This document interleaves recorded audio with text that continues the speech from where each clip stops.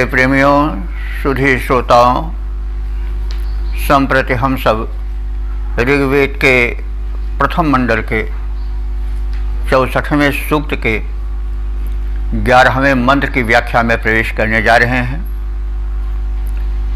यह मंत्र जगती नामक छंद में निबद्ध है। मंत्र दृष्टा ऋषि नोधा गौतम हैं और देवता हैं मरुदगण। शीर्षक है प्रबल मरुदगण। मरुदगण के स्वरूप के विषय में हम सब जान चुके हैं। ये जो सामान्य पवन का झंझावाती रूप होता है, जो आज की भाषा में हम कहें तो चक्रवाती, और जो मानसूनी प्रवाह होता है, जो वृष्टि का कारण होता है, उन सब से जोड़कर हम देख सकते हैं। क्योंकि प्राचीन मान्यताओं को, शब्दावलियों को जब तक आधुनिक रूप नहीं दिया जाता, तब तक वह बोधगम्य जितना होना चाहिए उतना नहीं हो पाता है। तो झंझावाती पवन, आंधी तूफान वाला पवन प्रबल होता है, और उस प्रबलता का वर्णन करते हुए ऋषि मानव कल्याण की कामना उनसे करता है। क्योंकि ऋषि की यह मान्यता है कि जो कुछ सृष्टि में हो रहा है उसके पीछे एक बुद्धि है, एक विचार है, वह जड़ नहीं है। उस प्रक्रिया के पीछे प्रकृति के एक मस्तिष्क कार्य कर रहा है, और वह जो कुछ निवेदन किया जाए उसको सुनता है। तो मंत्र स्तुति परक हैं। ऋचा का अर्थ ही होता है स्तुति। तो पहले आराध्य या उपास्य देव का वैशिष्ट्य बताया जाता है, उसकी उपयोगिता बताई जाती है, और फिर उससे अपनी मनोकामना की प्रस्तुति की जाती है। यह क्रम चलता है। तो अब संबंधित मंत्र का प्रथम पाठ हो जाए। ओम हिरण्यभिः पविभिः पयोवृध उज्जिघ्नन्त आपथ्यो न पर्वतान् मखा अयासः स्वश्रितो ध्रुवच्युतो दुध्रकृतो मरुतो भ्राज दृष्टयः। अब शब्दार्थ जाने। पयोवृधः, पय का अर्थ होता है दूध भी, और पय का अर्थ होता है जल भी। तो यहाँ प्रसंगानुकूल पय का अर्थ जल होना अधिक उपयुक्त है। तो मरुत जो है वो पयोवृधा है, यानी वर्षा के जल में वृद्धि करने वाले हैं, अर्थात व्यापक वृष्टि के आयोजक हैं। और कैसे हैं? मखाह, जो यज्ञ करने वाले हैं उनके सहायक हैं। भाई मरुत आते हैं, वृष्टि होती है, वृष्टि से अन्न उत्पन्न होता है, अन्न के द्वारा यज्ञ कार्य साध्य होता है। तो इस प्रकार से वे मखाह माने यज्ञ कर्म के सहायक हैं। और अयासह माने प्रगतिशील हैं, आगे बढ़ने वाले हैं। स्वश्रितः, और वे स्वेच्छापूर्वक हलचल मचा देने वाले, क्योंकि उनका वेग जो है वह अनवरुद्ध होता है। और वे कैसे हैं? ध्रुवः च्युतः, ध्रुवः माने जो अटल हो, अडिग हो, उसको भी च्युत कर देने वाले माने हिला देने वाले, डगमगा देने वाले हैं। जो मरुत हैं उनमें इतना बल और वेग है कि वे स्वेच्छापूर्वक अडिग वस्तुओं को भी डिगा देने वाले हैं। और दुर्धकृतः, दुर्धकृतः माने दूसरों द्वारा घेरे या रोके नहीं जा सकते। झंझावात का प्रभंजन का वेग कोई रोक नहीं पाता है, इसलिए वे दुर्धकृत हैं, दूसरों द्वारा घेरे या रोके जा सकने वाले नहीं हैं। भ्राज रिष्टयः, रिष्ट कहते हैं अस्त्र शस्त्र को। भ्राज माने चमकने वाले, चमकीले, तेजस्वी। तो वे तेजस्वी तीक्ष्ण अस्त्र शस्त्रों से युक्त हैं। देखिए, जब मानवीकरण होता है और वर्णन में मानवीकरण हो ही जाता है, आज भी कविता लिखी जाती है तो हे पवन तुम धीरे धीरे आओ, हे जलो तुम ऐसे बहो। तो मानवीकरण पहले भी होता था, आज भी, आगे भी होता रहेगा, क्योंकि जो वर्णन काव्य की कसौटी पर कोई कसा जाता है तो जड़ में भी चैतन्य का स्थापन हो जाता है। तो अब कोई मर्दों के पास देखने वाले भाड़ा बर्छी ऐसा तो असर नहीं है, लेकिन जब मानवीकरण होता है तो उसमें उनका जब प्रारूप एक क्षत्रिय योद्धा के रूप में या सैनिक के रूप में किया गया है, सेनापति के रूप में किया गया है, तो अस्त्र शस्त्र का रहना स्वाभाविक है। तो उनकी गति ही, उनका वेग ही उनका अस्त्र शस्त्र है आदि रूप में। तो उनके पास चमकीले अस्त्र शस्त्र हैं। और मरुतः, ऐसे मरुदगण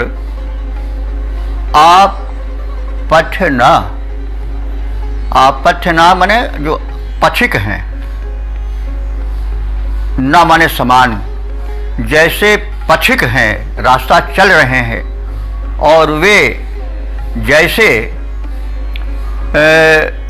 तिनके को डाल देते हैं, फेंक देते हैं, तिनका उनकी गति में अवरोध नहीं ला पाता है, वैसे ही ये वीर मर्दगण जब झंझावात रूप में प्रवाहित होते हैं तो समस्त वस्तुएं उनके लिए तिनके की तरह हो जाती हैं।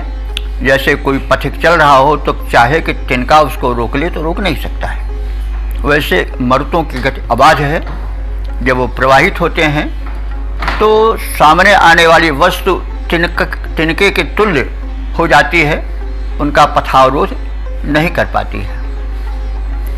तो जैसे तिनका फेंक दिया जाता है पथिक के द्वारा, वैसे जब मरुत झंझावात रूप में चलते हैं और मानसूनी रूप धारण करते हैं तो वे पर्वतान माने पर्वताकार मेघों को। पर्वत का अर्थ तो पहाड़ होता है, लेकिन पर्वत का अर्थ मेघ भी होता है, क्योंकि पर्व कहते हैं जोड़, मेघ भी कुछ नतोन्नत होते हैं और पहाड़ की तरह भारी होते हैं, और इसलिए उन्हें भी पर्वत कहा जाता है। तो ये झंझावाती पवन, प्रबल वेग से प्रवाहित होने वाले मरुदगण पर्वतों को भी डगमगा देते हैं, यानी अडिग को भी डिगाने वाला कर देते हैं, अथवा पर्वताकार जो आकाश में मेघ छाए हुए हैं उनको वे बहाते चलते हैं, हिलाते चलते हैं, प्रवाहित करते चलते हैं। तो पर्वताकार मेघों को वो क्या करते हैं, तृणवत उड़ाते चलते हैं। हम लोग देखते हैं जब मानसूनी प्रवाह चलता है तो मेघ जो कि पर्वताकार छाए रहते हैं वे भागते चलते हैं, और उनको उड़ाता कौन है, झंझावाती पवन अथवा मानसूनी पवन, जिनको मरुदगण कहा गया है। तो वे पर्वताकार मेघों को भी उड़ाते चलते हैं, और उनका जो रथ चक्र है हिरण्य वो स्वर्णमय है। यह आलंकारिक वर्णन है। और जब वो अपने स्वर्णिम रथ पर चढ़कर चलते हैं तो वे बड़े बड़े मेघखंडों को, पर्वताकार बादलों को उड़ाते चलते हैं तिनके की तरह। तो यह मरुतों की शक्ति का, उनकी शक्ति प्रवाह का एक साकार और सजीव चित्रण ऋषि ने प्रस्तुत किया है। ऋषि जो थे वे खुली भूमि पर आकाश के तले रहते थे, प्रकृति को बड़े निकट से देखते थे, विचार करते थे। वे कमरे में बैठ करके एसी में काव्य लिखने वाले नहीं थे, तो उन्होंने सजीव वर्णन किया है। तो इस मंत्र में मेघों के उमड़ने घुमड़ने, प्रबल वृष्टि लाने और बादलों को तिनके की तरह उड़ाने का बड़ा सजीव चित्रण देखा गया है। इसका अब हम सपाट अर्थ देख लें भावार्थ रूप में। मरुदगण वर्षा के जल को बढ़ाने वाले यानी प्रबल वृष्टि कराने वाले हैं। वे यज्ञ स्वरूप हैं, यज्ञ का संपादन करने में सहायक हैं, आगे बढ़ने वाले हैं, रुकते नहीं हैं, वे द्रुतगामी हैं और इच्छानुसार हलचल मचाते चलते हैं। वे अडिग को भी डिगाते चलते हैं, उनको कोई घेर नहीं सकता है, बरबस रोक नहीं सकता है, उनकी गति अव्याहत है। और वे तेजस्वी तीक्ष्ण अस्त्र शस्त्र धारण करने वाले वीर हैं। मरुदगण पहाड़ों को भी डगमगा देते हैं अथवा पहाड़ की भांति सघन बादलों को इधर उधर झकझोरते हुए चलते हैं और स्वर्णिम रथ के चक्रों से, वात्या चक्र से, यानी वात्या कहते हैं बाउंडर वाले चक्र से, वे पथ के अवरोधों को वैसे ही उड़ाते चलते हैं, फेंकते चलते हैं जैसे कोई राशि पड़ने वाले तिनके को उपेक्षित करता हुआ आगे बढ़ता जाता है। तो अब यहाँ पर देखा जाए तो वातर शब्द है एक। वातर कहते हैं वात से जो राम ने प्रदान किया जाए वह वातर है। हमारे ख्याल से इसी वातर से वाटर बना है अंग्रेजी का। तो जो जल है आकाश में वह वात से यानी मरुतों से प्रेरित होकर वृष्टि के रूप में आता है, तो इसलिए वह वातर है, तर कर देने वाला है, अथवा वात से, पवन से प्रेरित होकर के बरसने वाला है। और संभवतः इसी वातर से वाटर शब्द बना होगा अंग्रेजी का। तो अब हम इसके पद्य रूपांतरण को देख लें। मरुत महान बड़े वीर बलवान, कहीं कोई भी न इनके समक्ष टिक पाता है। द्रुत गति पाने वाले, पावन बनाने वाले, अचल चलाने वाले, दिव्यता से नाता है। पिस जाते कंचन के रथ चक्र नीचे गिरी, तृणवत मेघ का जमाव टूट जाता है। वृष्टियाँ बढ़ाते जल, पूरित बनाते भूमि। चमकीला अस्त्र शस्त्र हस्त में सुहाता है, चमकीला अस्त्र शस्त्र हस्त में सुहाता है। ओम।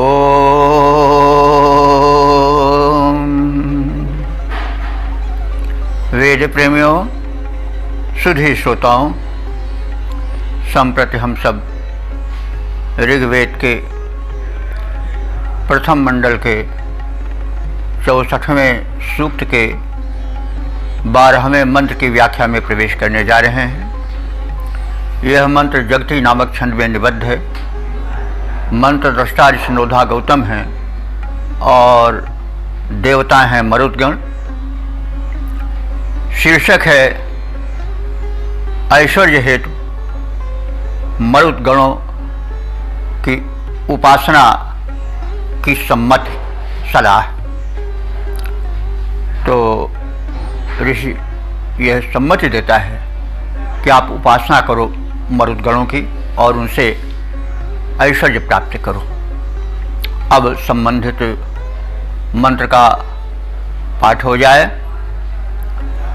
ओम घृशुं पावकं वनिनं विचर्षणिं रुद्रस्य सूनुं हवसा गृणीमसि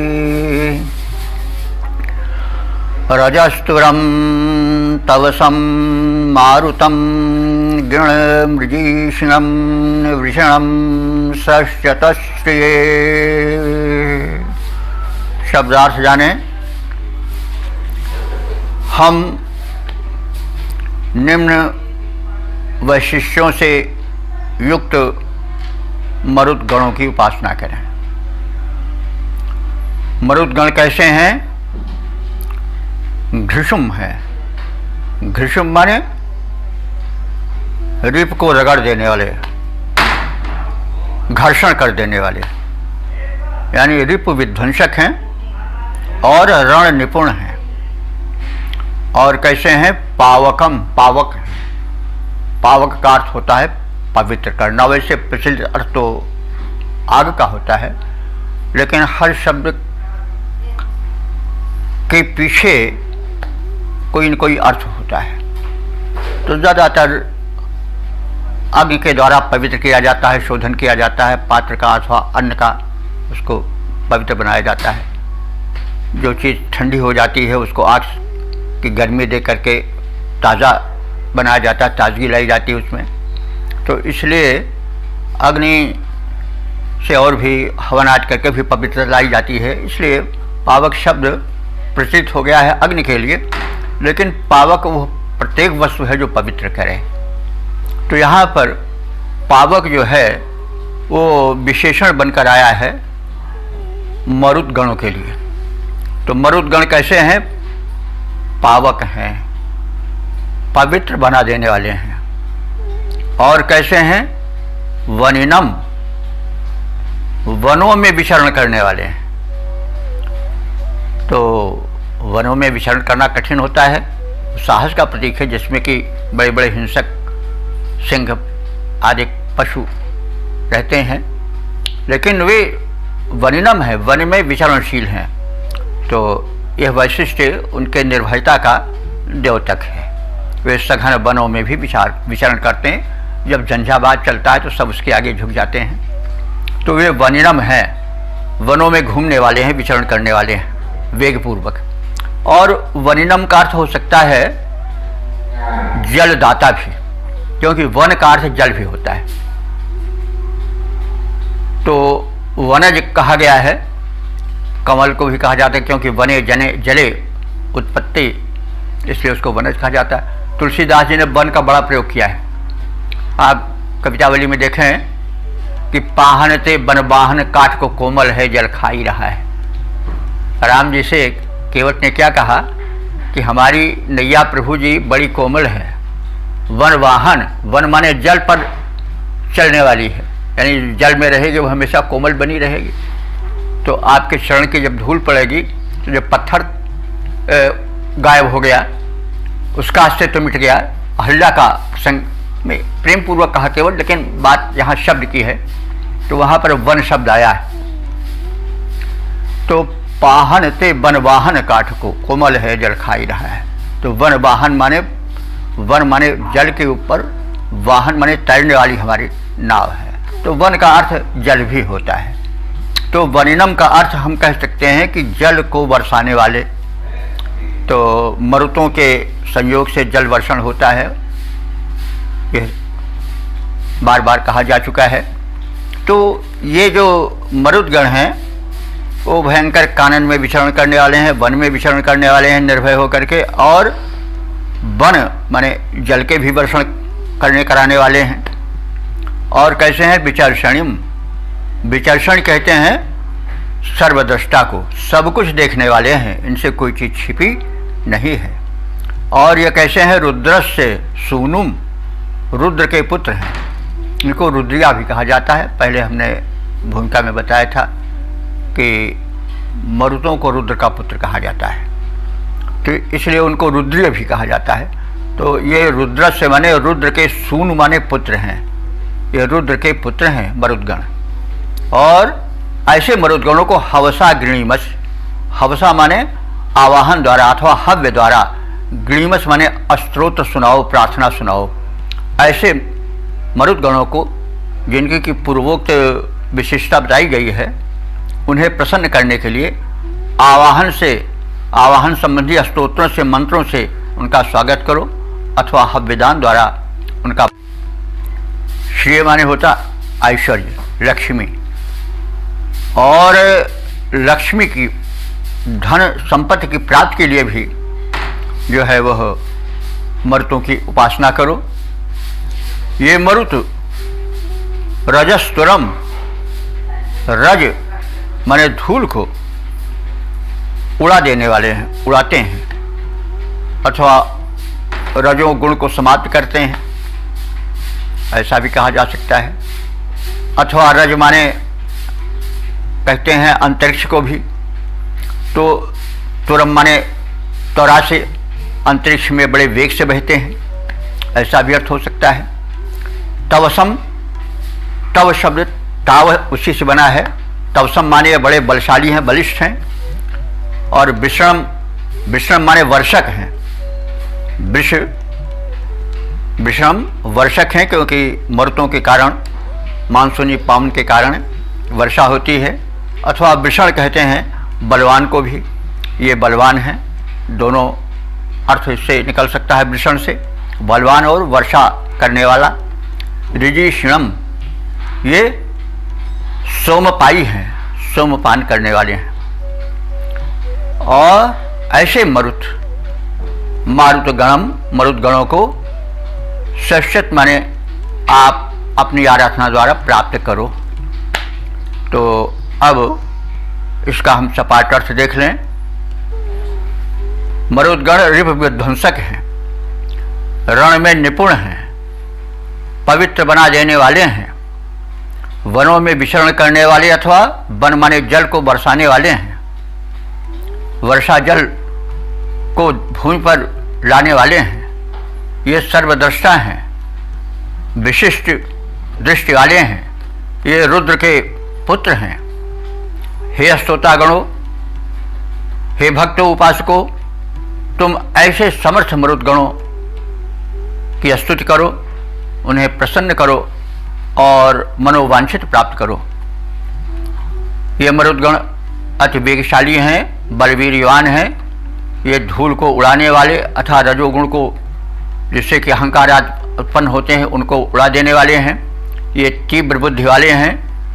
और मरुदगणों के आश्रय आप लोग ग्रहण करो और उस आश्रय ग्रहण से ऐश्वर्य प्राप्त करो, क्योंकि मरुतों का ऐश्वर्य से भी संबंध है। देव हैं तो देव तो दिव्य होते ही हैं, शक्तिशाली होते हैं, साथ साथ मरुत जो हैं वो वृष्टि में बड़ा सहयोग देते हैं, और वृष्टि ही से तो अन्न की उत्पत्ति होती है। तो इसलिए समृद्धि के वर्षक हैं मरुदगण, इसलिए इनकी उपासना बहुत आवश्यक है। उपासना से हम उपास्य के बल को और उसकी प्रसन्नता को प्राप्त करते हैं। इसलिए और वैसे भी जिससे हम कुछ प्राप्त करें उसके प्रति हमें कृतज्ञ, मतलब कृतज्ञ होना चाहिए, क्योंकि कृतज्ञता सबसे बड़ा दोष है। कोई हमारे साथ कुछ कर रहा है उसको हम भूल जाएं तो दोष है। तो मरुद गण इतने उपकारी हैं तो हमें उनके प्रति कृतज्ञ होना चाहिए। तो सलाह देता है ऋषि कि आप ऐसे समर्थ और शक्तिशाली, लोकोपकारी, दुष्ट बलापहारी मरुतों की स्तुति करो और मनोवांछित प्राप्त करो। इसका पद रूपांतरण देख लें। रण में निपुण गुणवान है मरुद गण, सर्वदृष्टा कानन में करते बिहार हैं। धूल को उड़ाने वाले, पावन बनाने वाले, दृष्टियां विशिष्ट, बल विक्रम अपार हैं। रुद्र पुत्र हैं विशिष्ट, बल वेगवान भूरी, मेधा है महान, शक्तिपूर्ण सुख सार हैं। ऐश्वर्य के हेतु मरुतों का गुणगान करें, शरण ग्रहण करें, परम उदार हैं।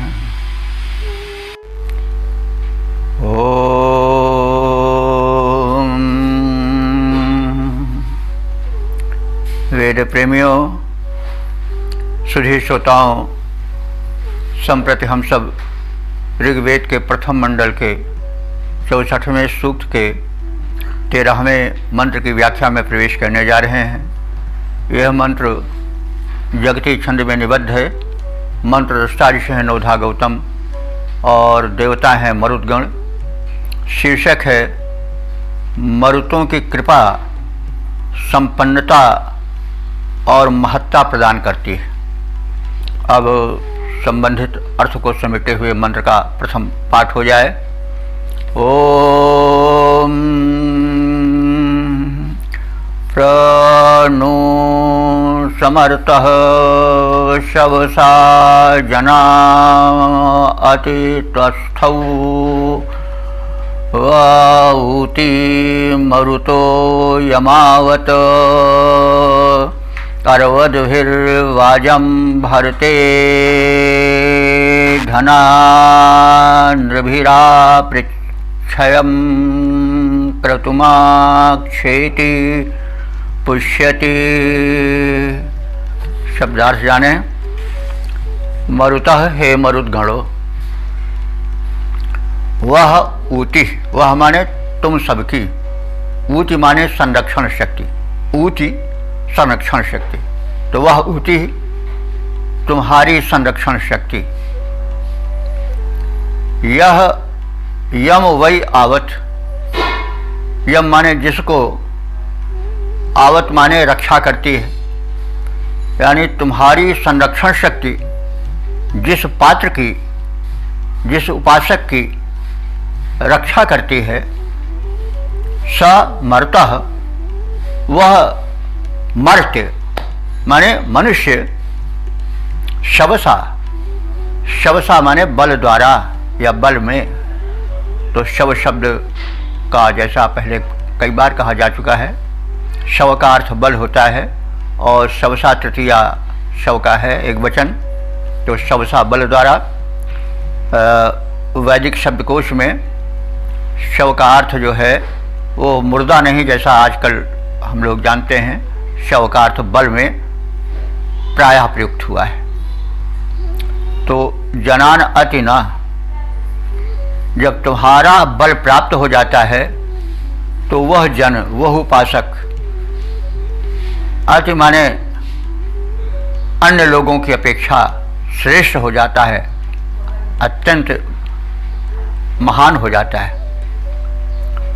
और नुतस्थो माने उसके जीवन में स्थैर्य आ जाता है, वह और स्थिर बन करके वह एक पुष्ट जीवन बिताता है। और तुम्हारी जब कृपा प्राप्त होती है तो वह तुम्हारा कृपा पात्र मनुष्य अर्वत भी, अर्वत कहते हैं घोड़े को, अर्वत माने घोड़ा होता है और अर्वत भी माने घोड़ों द्वारा, और बाजम माने अन्न भी होता है, बाजम माने शक्ति भी होती है। तो वह पुरुष अश्वधन से परिपूर्ण हो जाता है, शक्ति संपन्न बन जाता है, धन धान से परिपूर्ण हो जाता है। निर्भीह धना भरते, और निर्भीह माने नृ माने मनुष्य, निर्भीह माने मनुष्यों द्वारा अर्थात वीर मनुष्यों की सहायता से वह धना भरते माने धनों को भर लेता है, यानी धन वैभव से संपन्न हो जाता है। और पुष्यति माने वह पुष्ट बन जाता है, पूर्ण बन जाता है, बलवान बन जाता है। आपृच्छम क्रतुम, और वह आपृच्छम क्रतुम, आपृच्छम माने होता है सराहनीय, जिसकी पूंछ हो। आ माने भली विधि, बड़ा आ जो है वह आता है पर्याप्त के अर्थ में, परिपूर्णता के अर्थ में, और छोटा आ जो होता है वो निषेध अर्थ में आता है। तो यहाँ आपृच्छम है माने वह मनुष्य, आपृच्छम माने जिसकी पूंछ हो, यानी जिसकी महत्ता हो, जो बड़े महत्वपूर्ण यज्ञ हैं, सोम यज्ञ आदि, अग्निष्टोम यज्ञ आदि, उन सराहनीय क्रतुम माने यज्ञों को करने में वह अक्षीति माने समर्थ हो जाता है, तदर्थ संपन्न बन जाता है, जिस पर तुम कृपा करते हो। तो इस तरह से इसके शब्दार्थ को जान लेने के पश्चात हम भावार्थ में प्रवेश करें। हे मर्तो, तुम अपनी संरक्षण शक्ति द्वारा जिसकी रक्षा करते हो, वह मनुष्य बल वैभव से अन्यों की अपेक्षा बढ़ चढ़कर हो जाता है। वह समाज में श्रेष्ठता प्राप्त करता है, उसकी स्थापना होती है, प्रतिष्ठा होती है समाज में। पैदल तथा घुड़सवार सैनिकों के दल से वह विपुल धन वैभव को प्राप्त करने के योग्य हो जाता है, और पुष्ट बन जाता है, समर्थ बन जाता है, तथा सराहनीय शुभ कर्म यज्ञों को, विशिष्ट यज्ञों को करने में वह सक्षम हो जाता है। और उन यज्ञों के, शुभ कर्मों के, महत्वपूर्ण कार्यों के सकुशल संपन्नता के कारण उसकी चारों ओर प्रशंसा होने लग जाती है। तो मनुष्य को चाहिए क्या? धन चाहिए, सम्मान चाहिए, प्रतिष्ठा चाहिए, वो सब मर्तों की उपासना से संभव होता है। ऐसा इसका सारांश है। इससे मर्तों की उपासना करनी चाहिए। मरुत जो अनुकूल रहेंगे तो वृक्ष ठीक होगी, और अनुकूल रहेंगे तो ऐसा तूफान आंधी नहीं आवेगा कि घरे उजड़ जाए, छतें उड़ जाए। तो देखिए ये सब ऐसे सुनने में तो लगता है कि बिल्कुल कहा जा रहा है क्या आओ मरुत और ये बरसाओ, ये सब नहीं, लेकिन ये सार्थक है, क्योंकि जैसा पहले निवेदन किया जा चुका है, इनके पीछे एक मस्तिष्क होता है, एक श्रवण शक्ति होती है, विचार शक्ति होती है। तो इसलिए हम प्रकृति के इन उपकरणों को जिससे शिष्य शासित है, जब उनको हम अनुकूल बनाते हैं तो अनुकूलता प्राप्त करते हैं, परिणाम स्वरूप धन धान्य स्वास्थ्य आदि मिलता है। तो मरुदगण जो हैं वो पवन के ही एक रूप है, इसको हम सब जानते हैं, और इनकी अनुकूलता से हमें सुवृष्टि प्राप्त होती है, जो तमाम अनर्थ होते हैं वो टलते जाते हैं। तो इस प्रकार से हम इसके सामान्य अर्थ को जान लेने के बाद अब पद्य रूपांतरण को देख लें। रक्षण की शक्ति है महान मरुतों तुम्हारी, रक्षण की शक्ति है महान मरुतों तुम्हारी, जिसे चाह लेते हो महान बन जाता है। मर्त्य लोक मध्य बन जाता गण्यमान वह, अन्य मनु जातों में प्रधान बन जाता है। अश्वार दल और पैदल सिपाहियों से प्राप्त कर धन धनवान बन जाता है।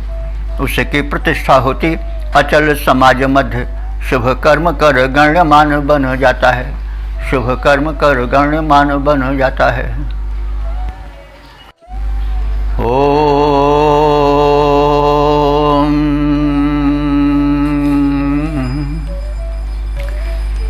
वेद प्रेमियों सुधी श्रोताओं, संप्रति हम सब ऋग्वेद के प्रथम मंडल के 64वें सूक्त के 14वें मंत्र की व्याख्या में प्रवेश करने जा रहे हैं। यह मंत्र जगती नामक छंद में निबद्ध है। मंत्र दृष्टा ऋषि नोधा गौतम है और देवता हैं मरुदगण। मरुदगणों से पुत्र पौत्र और दीर्घायु की कामना। तो अब संबंधित मंत्र का प्रथम पाठ हो जाए। ओम शर्कृत्यं मरुतः प्रेत्सु दुष्टरं द्युमन्तं सुषमं मघवत्सु धत्तन् धनस्पृतमुख्यं विश्वचर्षणिं तोकं पुष्येम तनयं शतं हिमाः। शब्दार्थ जाने। मरुतः, हे मरुद्गण। मघवत्सु, मघवत्सु कहते हैं जो यज्ञ कर्म करने से संपन्न हो गए हैं, ऐसे अपने संपन्न उपासकों को आप क्या और प्रदान करें, इसका कथन किया जा रहा है कि आप उन्हें उत्तम पुत्र पौत्र प्रदान करें। वे कैसे हों? शर्कृत्यम, शर्कृत्यम माने उत्तम कर्म करने वाले हों। भाई पुत्र पौत्र हों और सब नालायक निकल जाएं तो फिर वो तो जीवन में कंटक बनकर ही रहते हैं। इसीलिए यह अनुरोध किया गया है कि हे मरुद्गणों, वे लोग जो कि आपके उपासक हैं, शुभ कर्म करने वाले हैं, यज्ञ कर्म संपन्न करने वाले हैं, उनको आप चक्रतम माने उत्तम कर्म करने वाले और पृत्सु दुष्कर्म, पृत्सु कहते हैं युद्धों में, दुष्कर्म माने उसको तैर करके विजय प्राप्त करने वाले, यानी युद्धों में विजेता, ये विशेषण है पुत्र पौत्रों का। और द्युमंतम माने द्यु कहते हैं तेज को, द्युम्न, द्युमंतम माने तेजस्वी। और सुषम माने सुष्म माने बल होता है, सुष्मणम माने बलिष्ठ। ये सब विशेषण पुत्र पौत्रों के हैं। और धनस प्रीतम माने धन धान से युक्त, यानी दरिद्र न हो, धनस्पृत हो, धन धान से संपन्न हो। और उक्षम, उक्षम माने अस्तुत्य हो, यानी उनकी चारों ओर प्रशंसा हो। विश्व चर्षणिम, और वे ऐसे न हो कि सब इतना हो लेकिन दुनिया को सताने वाले हों, अपने स्वार्थ देखने वाले हों। नहीं, विश्व चर्षणिम माने विश्व माने सबके, संपूर्ण के, चर्षणिम माने शुभ को देखने वाले हों, यानी सबके हितैषी बनकर रहने वाले हों। ऐसे तोकम माने पुत्र को, और तनयम माने पौत्र को, ऐसे पुत्र पौत्र को धत्तन माने हमें प्रदान करो, धारण कराओ। यानी हम ऐसे पुत्र पौत्र को प्राप्त करें जो चकृत्य हों, यानी उत्तम कर्म करने वाले हैं, जो पृष्ठ दुष्कर्म, जो युद्धों में विजय प्राप्त करने वाले हों, जो द्युमंतम माने जो तेजस्वी हों, जो सुष्मन माने बलिष्ठ हों, और जो धनस्पृतम माने धन धान से समृद्ध हों। उक्षम माने जो अपने शुभ कर्मों के कारण, उक्ष माने अस्तुत्य हो, प्रशंसनीय हों। और विश्व चर्षणिम, इतना सब होते हुए सबका कल्याण देखने वाले हों। ऐसे पुत्र और पुत्र तोकम तनयम, पुत्र और पौत्रों को हे मरुद्गण आप हमें प्रदान करो, धत्तन धारण कराओ, प्रदान करो। और इसके साथ साथ हमारे लिए क्या करो? और शतम हिमाह, शतम माने 100, हिमाह माने हिम काल को, सर्दी के काल को, यानी 100 वर्ष को। जीव में श्रद्धा शतम कहा भी गया है, तो ही 100 शरद, इससे मतलब हुआ कि सर्दी में बुढ़वे ठेल जाते हैं, तो इसीलिए कहा गया है कि हम सर्दियों में जिएं। मतलब हुआ कि ठंडी पार कर जाए तो शत सैकड़ों शीतकाल को, शरत काल को, कष्ट काल को, ठंडी को हम बितावें, यानी 100 हिम युग को हम प्राप्त करें। 100 हिम माने 100 वर्ष को सीधे सीधे हम समझें, हम 100 वर्ष तक जीवित रहें। और पुष्यम माने ऐसे नहीं कि लड़खड़ाते हुए चारपाई पर पड़े हुए कहते हुए जिए, पुष्यम माने पुष्य जीवन बितावें। तो हम 100 वर्ष के हिमकाल को यानी सर्दी के समय को ठंड को बितावें, यानी 100 वर्ष जिएं और पुष्यम माने पुष्ट रूप से जिएं। तो यह प्रार्थना है। इस प्रकार से इस मंत्र में लौकिक समृद्धि की कामना की गई है। वैदिक ऋषियों का और वैदिक जीवन का एक बड़ा ही स्वस्थ प्रारूप प्रस्तुत किया गया है। वैदिक ऋषि स्वर्ग की बातें नहीं करता है, वो इस धरातल को पुष्ट बनाना चाहता है कि हम इस धरती पर रहें, हमारा समृद्ध परिवार हो, हमारे पुत्र पौत्र जो हैं बलिष्ठ हों, संपन्न हों, लायक हों, सुकर्मी हों, यशस्वी हों, और हम उन सबको इस रूप में देखें जैसा कहा गया है, और उसके साथ साथ स्वयं भी जीवित रहें 100 वर्षों तक। और कैसे जीवित रहें? पुष्ट जीवन बितावें। तो यह है कि बड़े ही आदर्श जीवन की परिकल्पना इस द्वारा प्रस्तुत की गई है और दिव्य शक्तियों से, मरुतों से उसकी याचना की गई है, क्योंकि बिना मांगे हुए कुछ चीज़ मिलती नहीं। कहा जाता है कि जब तक माँ से दूध लड़का रोता नहीं है तब तक माँ उसको दूध नहीं पिलाती। तो इसलिए याचना बड़ा आवश्यक है। और याचना सबसे नहीं करनी चाहिए, समर्थ से करनी चाहिए।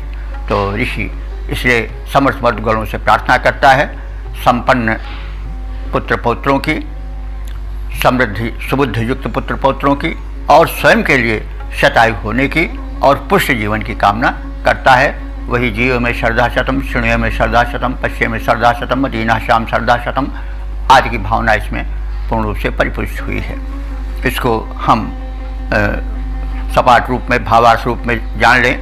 हे मरुद्गणों, तुम संपन्न यजमानों में, उत्तम कर्म करने वाले, युद्धों में विजय प्राप्त करने वाले, तेज संपन्न, बलवान, वैभवान, प्रशंसनीय, लोकों में चारों ओर यश पाने वाले पुत्र और पौत्रों को हमें प्राप्त कराओ, और इसके साथ ही साथ हमें 100 वर्ष तक पुष्ट रूप से, स्वस्थ रूप से जीवन का वरदान दो। पद रूपांतरण देखें।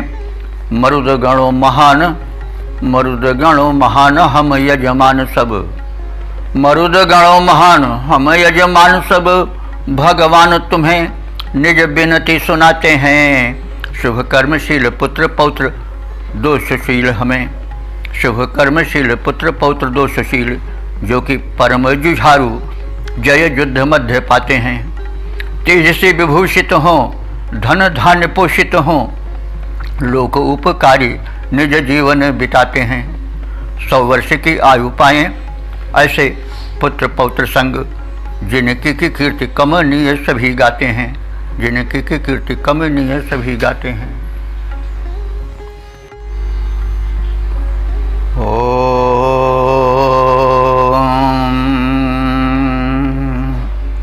वेद प्रेमियों, सुधी श्रोताओं, संप्रति हम सब ऋग्वेद के प्रथम मंडल के 64वें सूक्त के 15वें मंत्र की व्याख्या में प्रवेश करने जा रहे हैं। यह मंत्र इस सूक्त का अंतिम मंत्र है। इसमें अपना निष्कर्षपूर्ण विचार अथवा याचना मरुदगणों के सामने ऋषि करता है।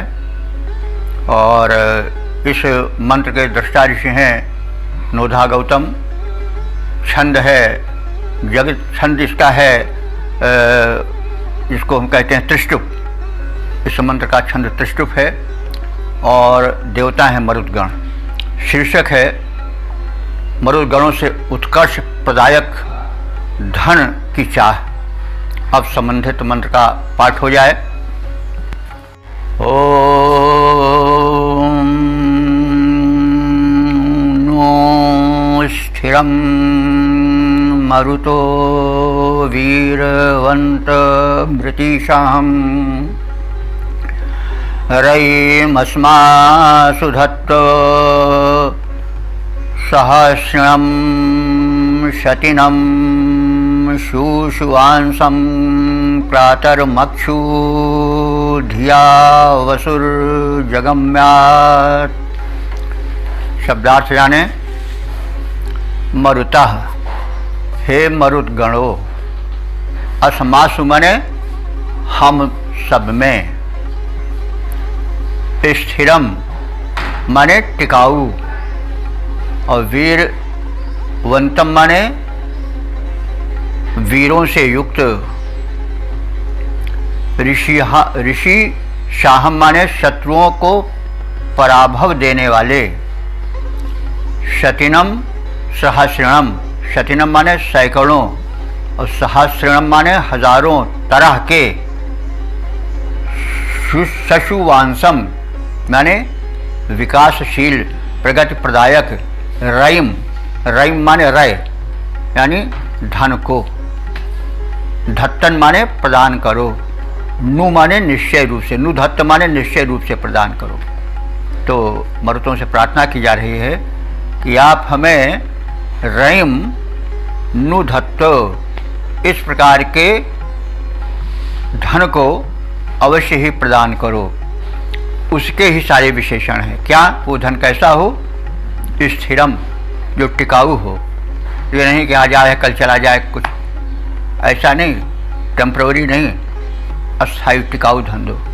और वीरवत्तम, उस धन के साथ हमें वीर परिवार भी मिले, वीर लोगों की संगति समागम भी मिले। और वो धन कैसा हो? ऋषि साहम माने शत्रुओं को पराभव देने वाला हो। शत्रु तरह तरह के होते हैं, लौकिक शत्रु होते हैं और जो काम क्रोध आदि ये भी शत्रु ही हैं। इनकी व्याख्या पहले की जा चुकी है। तो जो कार्य में बाधा डाले, जो खलल डाले, जो अशांति पैदा करे और जो अकारण कष्ट देने वाला है, वो सब शत्रु ही है। तो ऐसे शत्रुओं को हम पराभव दे सकें, ऐसे धन को हमें प्रदान करो जिनके माध्यम से कथित कार्य पूरे हो सकें। और वो धन कैसा हो? शतिनम सहस्रणम, किसी एक प्रकार का नहीं बल्कि सैकड़ों और हजारों प्रकार का हो। जैसे हमने पहले कहा है, हम सब जानते भी हैं कि धन की कई कोटियां हैं। गजधन, गोधन, बाजधन और रत्न धन कार, ये सब धन ही धन हैं। पुत्र धन है, पत्नी धन है, सब धन है, परिवार धन है, सब धन। ये जो धन्य कर दे वो सब धन ही है। और सबसे बड़ा धन संतोष धन है। गोधन, गजधन, बाजधन और रत्न धन खान जो आवे संतोष धन, सब धन धूल समान। और अगर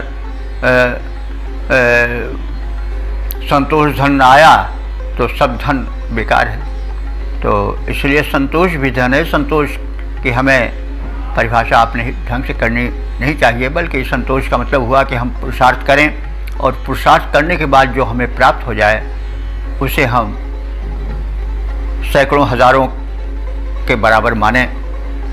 तो यह है। तो नहीं तो संतोष नहीं हो पाता, संतोष नहीं हो पाता तो दारिद्र्य नहीं जा पाता है। अगर संतोष ना हुआ तो फिर जितने मिलता है उतने कमी लगी रहती है।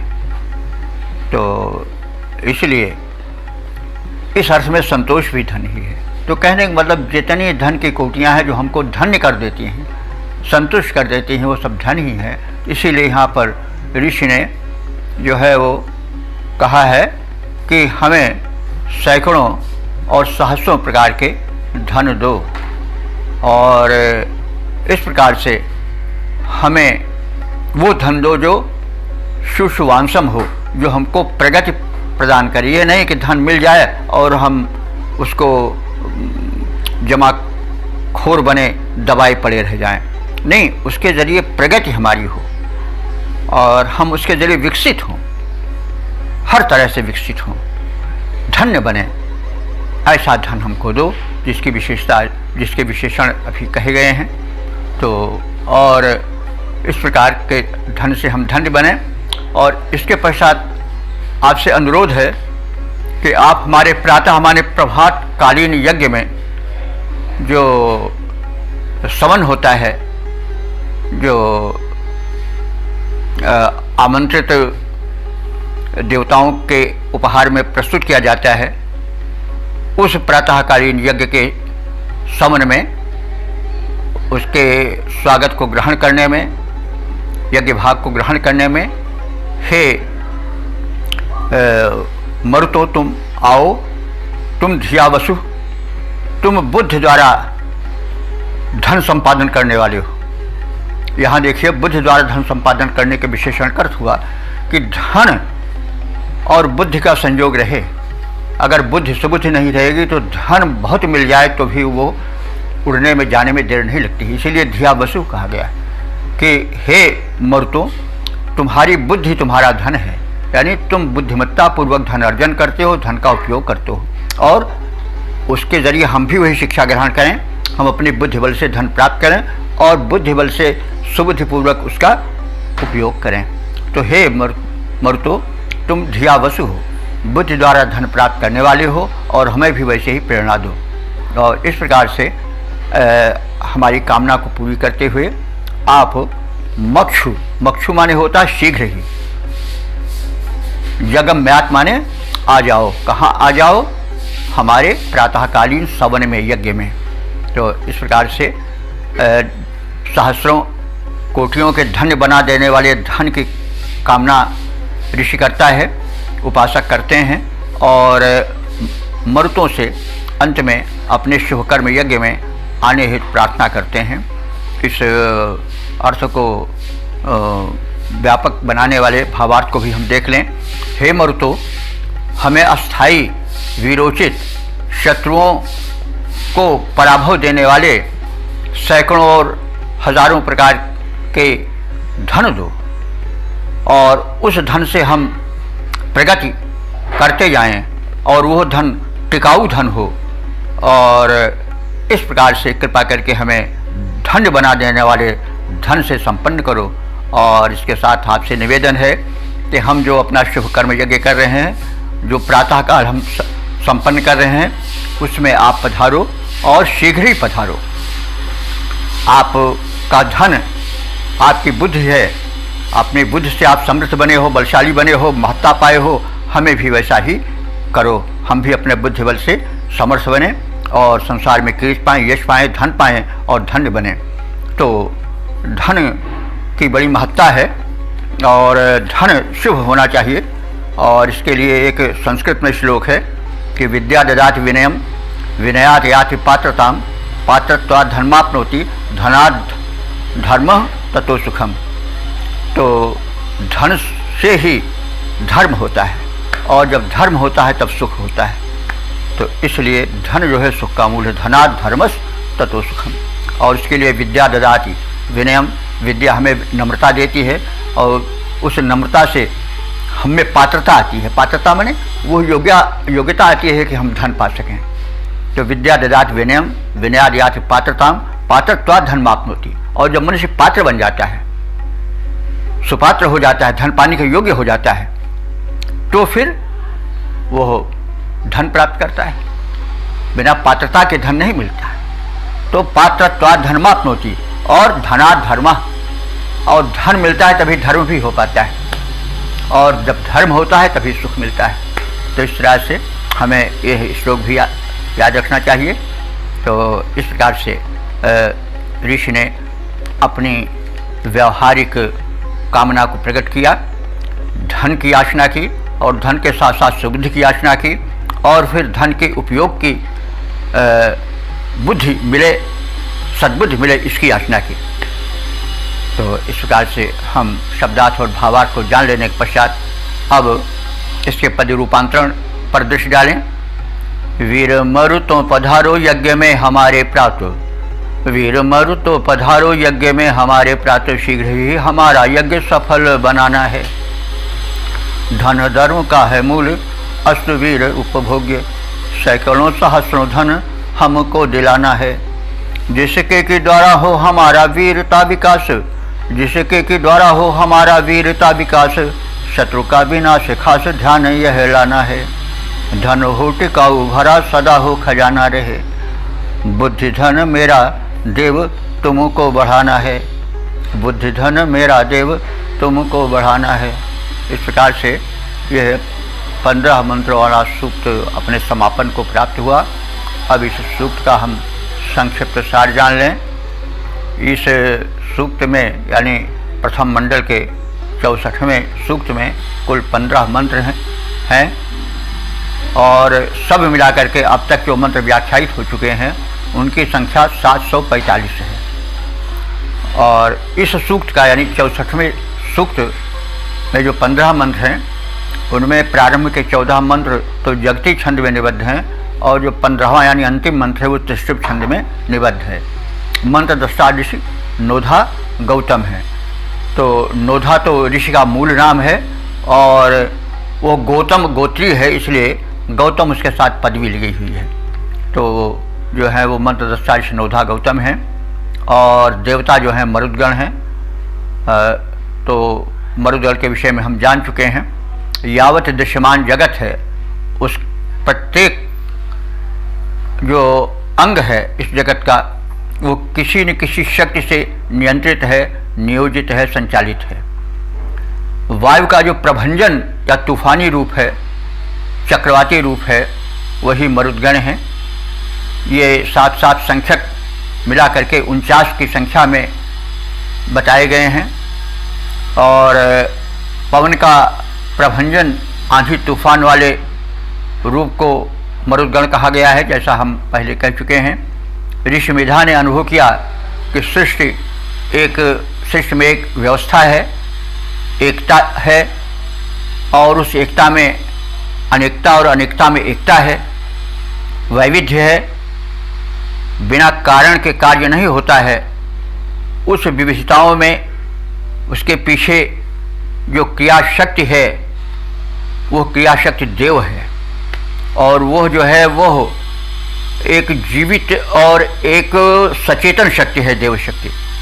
और उसके बिना सहयोग के न सृष्टि चल सकती है, न जीवन चल सकता है। इसलिए जीवन में ऊर्जा के लिए, जीवन में प्रगति के लिए, जीवन में विक्रम के लिए, जीवन में सौख्य के लिए इन दिव्य शक्तियों की उपासना अत्यंत अनिवार्य है। वैदिक ऋषि जो हैं साक्षात दिव्य शक्ति हैं, देवता हैं, प्रतीक पूजा इसमें नहीं है और इनसे सीधे संपर्क स्थापित करने पर हमें ऊर्जा का वर्धन होगा, हमें स्वस्थ कल्याण की प्राप्ति होगी, ऐसा ऋषि का संदेश है। और इस प्रकार से हम देखें तो 15 छंदों में इन जो है वो मर्तों की महिमा का वर्णन है और उनके सशक्त सेनाध्यक्ष के रूप में उनका वर्णन है। ये इंद्र के प्रधान सहायक हैं, सेनापति रूप में हैं, क्षत्रिय रूप में हैं, इस सृष्टि का नियमन करते हैं, असुर शक्तियों का दमन करते हैं और सज्जनों की सहायता करते हैं। इनकी शक्ति इसीलिए सूर्य शक्ति है। शक्ति दोनों में होती है, असुरों में भी होती है, सुरों में भी होती है, लेकिन जो सूर्य शक्ति होती है, दैवी शक्ति होती है, वो सदैव लोक कल्याण में लगती है। यही अंतर होता है दोनों में। और ऋषि ऐसे ही शक्ति की आराधना करता है और स्वयं में उनके गुणों के संक्रमण करने की प्रार्थना करता है। मनुष्य सदैव गणवेश में रहते हैं, एक ही प्रकार का उनका साज सज्जा रहता है और उस गणवेश एक समूह, एक रूपता के कारण एक विशेष शोभा छिटकती है उनके व्यक्तित्व में और उनमें एक समर्थ संगठन शक्ति है, साथ मिलकर कार्य करने की शक्ति है। वो वृक्ष के प्रदायक हैं, लोक कल्याण के साधक हैं, सहायक हैं और ऐश्वर्य हेतु ऐसे मरुद गुणों की उपासना आवश्यक है। वो वृक्ष प्रदायक हैं, समृद्धिदायक हैं। मरुतों की कृपा और संपन्नता और महत्ता यह जो है वह उसकी उपासना से मिलती है, संक्रमण होता है भक्त में, यह कामना की गई है। और अंत में मर्तों की प्रार्थना करते हुए उनसे धन धान्य, पुत्र पौत्र से संपन्न परिवार की और प्रगतिशील धन की जो उन्नति प्रदान करे, स्वयं को, हमको, हमारे परिवार को बढ़ावे और समाज के उत्थान में, प्रगति में योग दे, ऐसे धन की कामना ऋषि करता है। यह उसकी सकारात्मक भावना का परिणाम है। वेद की लोक कल्याणमयी मंगलमय भावना है जिसका हमें प्रचार प्रसार करना चाहिए और इससे हमारे जीवन में उत्कर्ष आवेगा। हम दैवी शक्तियों से शक्ति प्राप्त करें और उसकी उपासना करें, साथ साथ उसको जो है कुछ आहुति आदि प्रदान करें जिससे कि ये जो हमारा धर्म है उपासना वाला हो, पूर्ण हो। तो इस प्रकार से एक व्यवहारिक शिक्षा भी मिलती है कि हम दिव्य शक्तियों से शक्ति प्राप्त करें, याचना करें और उन्हें भी जो कुछ हमारे पास है उसको प्रदान करें और आदान और प्रदान दोनों होता रहे। यह यज्ञ भावना है, यह वेदों का मुख्य संदेश है और इसी संदेश में लोक कल्याण और विश्व कल्याण निर्भर है। हमें इस भावना को ध्यान में रख करके वेद का श्रवण करना चाहिए प्रचार प्रसार करना चाहिए, यह महत् कर्तव्य है। बुद्धिजीवियों से विशेष मेरा अनुरोध है कि वे इस शुभ कर्म यज्ञ में अवश्य सहायक हों और इस वेद जो कि पूरे विश्व की ख्याति है, भारतवर्ष का गौरव है, उसके प्रचार प्रसार में सदैव संलग्न रहें और लोक कल्याण में निरत रहें। इस प्रकार से हम इस 64वें सूक्त के समापन पर आप सबको धन्यवाद देते हुए अब नम्र निवेदन करते हैं, सबको प्रणाम करते हैं।